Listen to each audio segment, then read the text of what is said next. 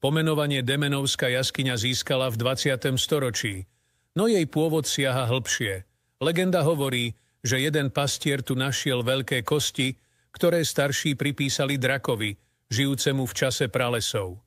Drak bol veľkou hrozbou pre osady, obilie a ovce. Obýval jaskyňu nad Demenovkou a vyrážal na lúpeže. Odvážlivec Demian zvolal mužov, aby draka prekabátili. Sledovali ho a zistili jeho zvyky. Keď drak odišiel z jaskyne, zoťali veľkú borovicu, pokáľali ju na polená a tie rozložili nielen okolo jaskyne, ale aj dnu.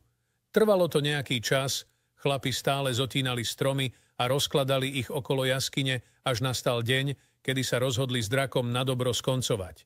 Keď sa drak vrátil z výpravy a najedený v jaskyni zaspal, tak chlapi polenami zatarasili jaskyňu a zapálili.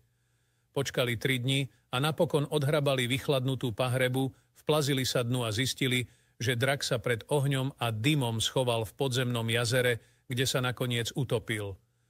Ľudia ďakovali Demianovi, no nebol to iba on, ktorý ľud od draka oslobodil, ale i podzemná voda Demenovskej jaskyne, ktorú nakoniec podľa neho aj pomenovali.